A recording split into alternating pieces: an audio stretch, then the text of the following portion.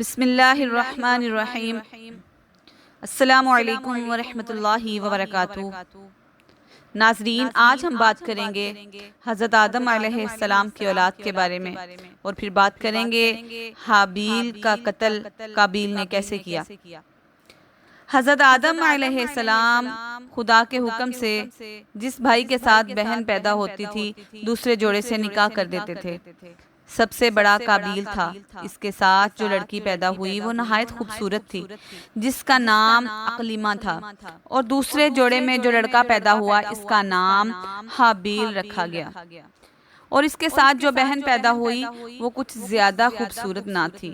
تو حسب دستور حضرت آدم علیہ السلام نے ان دونوں جوڑوں کا آپس میں نکاح کرنے کا ارادہ فرمایا، تو قابیل نے انکار کر دیا اور کہنے لگا کہ میں تو اقلیمہ سے ہی نکاح کروں گا۔ تو حضرت آدم علیہ السلام نے فرمایا، تم دونوں اپنی اپنی قربانیاں میدان میں لے جاؤ، جس کی قربانی منظور ہوگی اس کا نکاح اقلیمہ کے ساتھ کیا جائے گا۔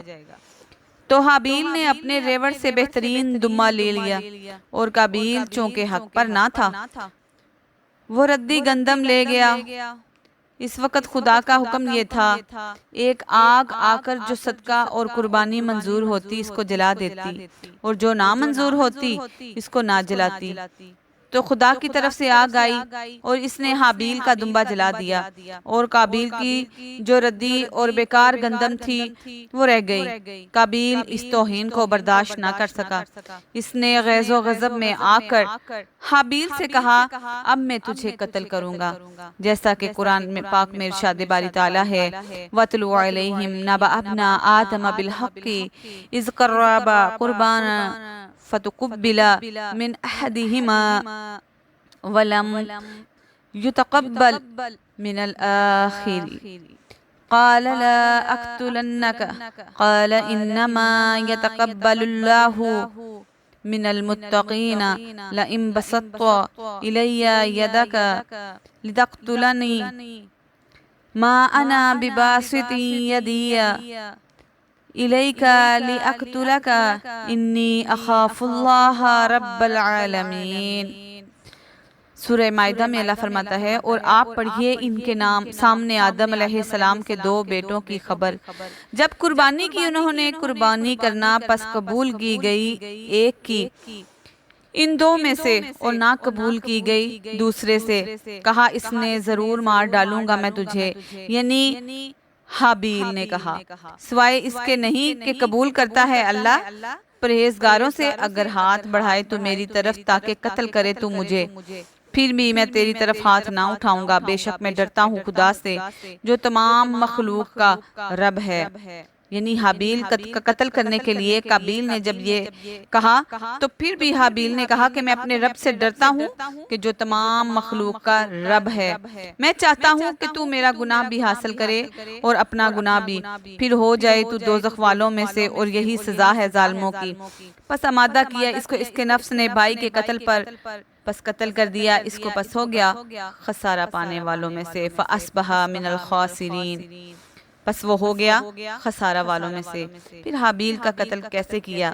کہتے ہیں کہ جنگل میں حابیل ایک پتھر پر سر رکھ کر سویا ہوا تھا، قابیل نے اوپر سے دوسرا پتھر مار کر شہید کر دیا۔ قتل کرنے کے بعد، اب قتل تو کر دیا، قتل کرنے کے بعد لاش چھپانے کا طریقہ معلوم نہ تھا، کیونکہ اس سے پہلے حضرت آدم علیہ السلام کی اولاد میں سے کوئی بھی فوت نہ ہوا تھا کہ لاش چھپائی جائے، یا پھر لاش چھپانے کا طریقہ معلوم ہو۔ اس لیے قابیل حیران تھا کہ آخر پروردگار عالم جل جلال نے مہربانی فرما کر ایک کوے کو بھیجا۔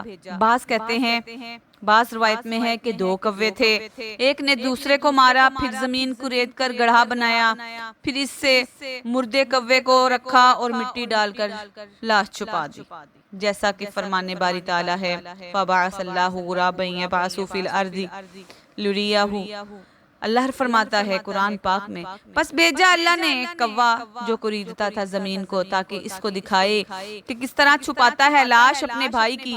وہ بولا ہائے افسوس مجھ سے اتنا بھی نہ ہو سکا کہ کوے جیسا ہی ہوتا کہ چھپا لیتا لاش اپنے بھائی کی، بس ہو گیا پچھتانے والوں سے۔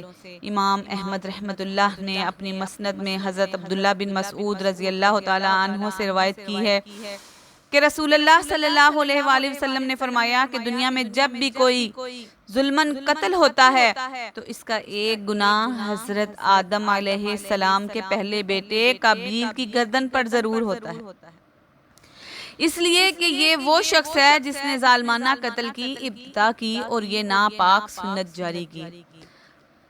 کہتے ہیں کہ حضرت آدم علیہ السلام کی اولاد میں قابیل بڑا تھا۔ جب حضرت آدم علیہ السلام مکہ کی طرف حج کرنے آئے تو قابیل کو اپنے لڑکوں پر نگران مقرر کیا۔ پھر جب آپ حج سے واپس آئے تو آپ نے قابیل سے پوچھا کہ حابیل کہاں ہے؟ تو اس نے جواب دیا کہ مجھے نہیں معلوم۔ یہ جواب سن کر حضرت آدم علیہ السلام نے ارشاد فرمایا اللہم علعن اردن شربت دمہ، یعنی اے اللہ جس خطے زمین نے حابیل کا خون پیا ہے اس پر لعنت کر، لہٰذا اس وقت سے زمین نے خون پینا چھوڑ دیا۔ اس کے بعد حضرت آدم علیہ السلام 100 سال تک حیات رہے مگر مرتے دم تک مسکرائے نہیں۔ چنانچہ جب ملک الموت آپ کے پاس آئے تو انہوں نے کہا حیک اللہ یا آدم و بیاک۔ یہ سن کر حضرت آدم علیہ السلام نے دریافت کیا کہ بیاک کے کیا معنی ہیں؟ تو ملک الموت نے کہا یہ تو میں نے صرف آپ کو ہنسانے کے لیے کہا تھا۔ حضرت انس رضی اللہ تعالیٰ عنہ سے روایت ہے کہ حضور صلی اللہ علیہ وآلہ وسلم سے منگل کے دن کے بارے میں سوال کیا گیا تو آپ صلی اللہ علیہ وآلہ وسلم نے فرمایا کہ وہ یوم الدین خون کا دن ہے، یعنی منگل کا دن خون کا دن ہے۔ اسی روز ہوا کو حیض آیا اور اسی دن حابیل کو قابیل نے قتل کیا۔ امام مقاتل کا بیان ہے کہ اس خون ریزی سے پہلے پرندے اور وحشی جانور بنی آدم سے مانوس تھے، مگر جب قابیل نے حابیل کو قتل کر دیا تو پرندے اور درندے سب انسانوں کے پاس سے بھاگ گئے اور درختوں پر کانٹے اگ گئے اور بہت سے پھل اور میوے کھٹے ہو گئے اور سمندروں کا پانی کھارا ہو گیا اور زمین گرد آلود ہو گئی۔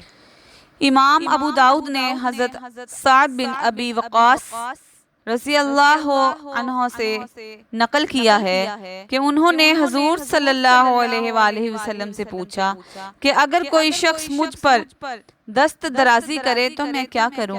آپ صلی اللہ علیہ وآلہ وسلم نے فرمایا کہ وہ کرنا جو حضرت آدم علیہ السلام کے 2 لڑکوں میں سے نیک لڑکے نے کیا تھا۔ اس کے بعد آپ صلی اللہ علیہ وآلہ وسلم نے وہ آیت پڑھی جس میں حابیل کا اپنے بھائی قابیل کے دست درازی پر جواب مرکوز ہے۔ آج بھی اگر کوئی بھی کسی کو کہیں بھی قتل کرتا ہے تو اس کے گناہ کا ایک حصہ قابیل کے سر جاتا ہے۔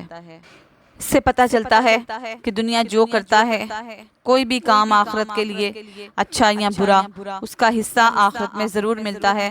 تو اللہ رب العزت ہمیں اچھے کام کرنے کی توفیق عطا فرمائے تاکہ اس کا حصہ آخرت میں ہمیں بھی ملے۔ اللہ ہر برائی سے محفوظ فرمائے۔ آپ لوگوں کو اگر ہماری ویڈیو اچھی لگی ہو تو شیئر بھی کیجئے، لائک بھی کیجئے اور سبسکرائب بھی کیجئے۔ جزاک اللہ خیرا فی الدنیا والآخرہ۔ آمین ثم آمین۔